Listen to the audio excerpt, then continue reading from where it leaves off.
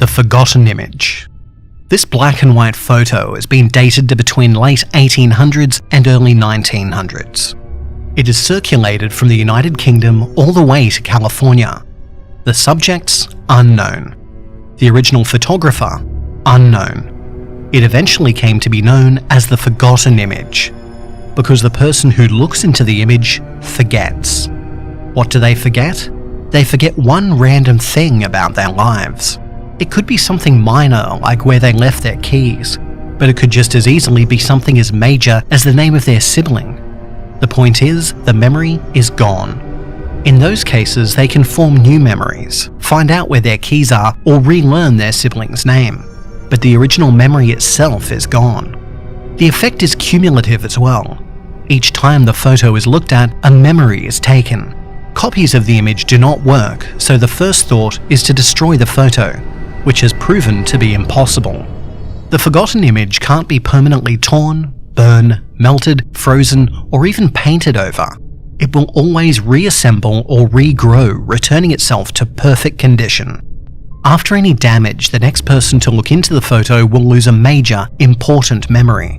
The last person who did so forgot the fact that the red on the traffic light means stop. It caused a major traffic accident, killing them and 12 other people in the process. Repeated viewing of the photo also poses a danger.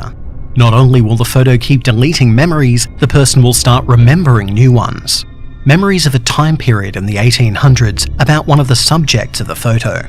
People who are, in the end, sociopathic serial killers. Murderers who are never caught and, thus, never recorded in history. Looking into the forgotten image too many times will eventually replace the person with one of the killers. Those killers are dangerous. They seem to retain information from possession to possession. This means that they're well used to using modern technology, the local languages, and various tools. It is theorized that they are able to view whatever memory is stolen, learning from their victims in order to make more victims.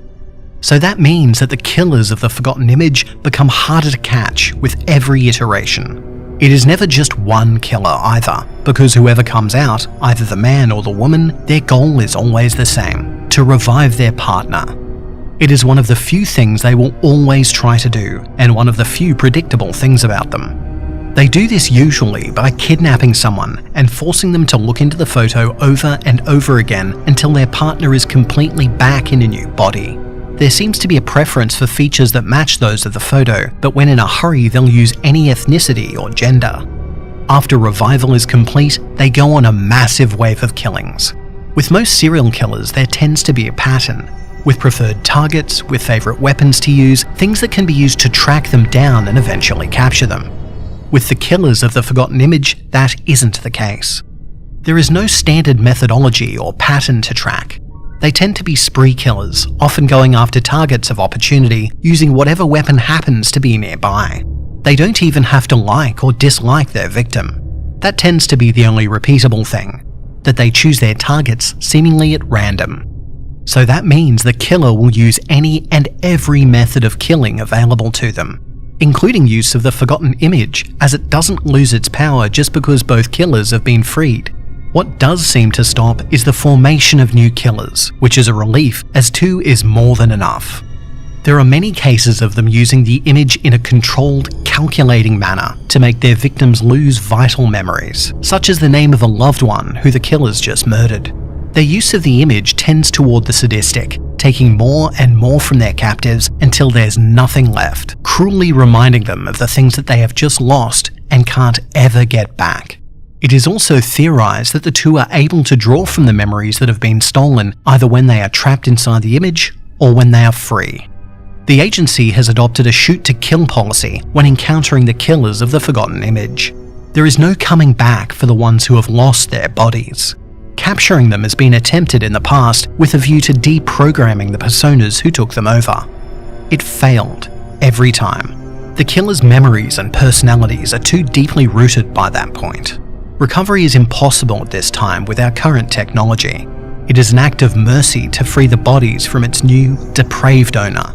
The other reason for the kill-on-sight order is that the killers are able to perfectly mimic the personality of the body's original owners, accessing the memories, traits, all of the little quirks that uniquely identify them as a person. Doing this, they were able to hoodwink the agency into releasing them. They were allowed to go home, and after that, they didn't take long to rack up a kill count.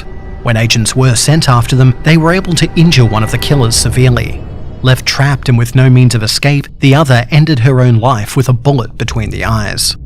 From that point on, the standing orders are to kill on sight. There are to be no negotiations of any sort. Simply kill the host body and recover the image. Agents are further reminded that no one employed in the agency is allowed to look at the original photo themselves. Imagine the nightmare if the two got their hands on agency info or access to the extensive training an agent goes through. Worse yet if they manage to possess a high-ranking member. Currently, the lost image is in agency possession. It is to be filed and locked away under the highest security possible. Research is underway to find a way to permanently destroy the original photograph.